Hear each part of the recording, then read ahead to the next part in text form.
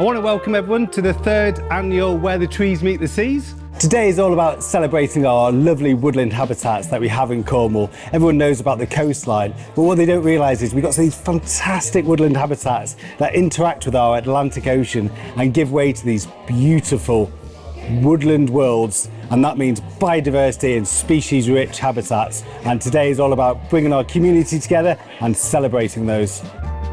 And we've had speakers from John Brown, we've had the Mighty Oak Guardians come along. I'm immensely proud to be a Mighty Oak Guardian because I love Plant One, because we need to reconnect to our trees, to the natural environment, and there's nothing better than a tree as that thing. And I guess there's an acknowledgement to sort of myth of the land as well, and what it is to protect, and what an oak is, and what that means for an environment. So when you come together as businesses, you have a real economic lever. What I'd love to do is to gather as many people and many business leaders as possible, take things off our own backs and invest the time, money and effort in our own way to shape this local economy into something truly beautiful and magnificent, and actually try and turn this into a bit of a blueprint for what the rest of the world could do. We've heard from Merlin as well about the work he's doing on this land. But when we grow up thinking about rainforest, we immediately think about the tropical variety. Now, we humans are terrible. We've cut down 50% of the world's tropical rainforests, but there are 50% still left. We've cut down over 99% of our Atlantic temperate rainforests, to the point where many of us have forgotten that we even have rainforests in Western Europe and in the UK.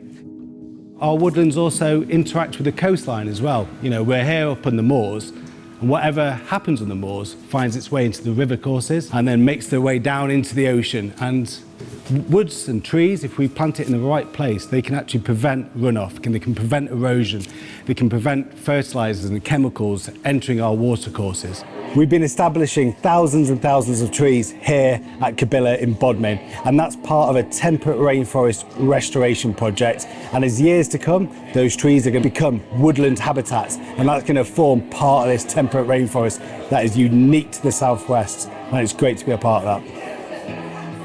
We need the people who can not only do that work, which Plant One do amazingly, but also do the hard work of planting the trees and then restoring the forest, because planting a tree is the easy bit. Keeping a tree alive for the next 10 years in these often quite challenging environments is the hard bit, and no one does that better in the southwest than Plant One.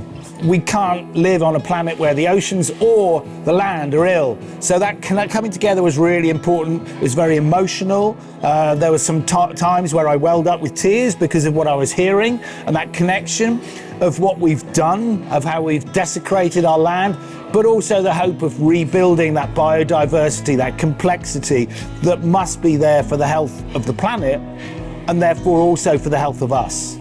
I think we have one choice as humans, which is how we get to that place in 1,000 years' time. Are we going to get there traumatically, with wars and wildfires and climate change and droughts and famines and diseases? Or are we going to march in step with nature? And that's the kind of work that organisations like the 1,000 Year Trust and like Plant One are trying to help society do by bringing back these rainforests in a way that works with humans and for nature.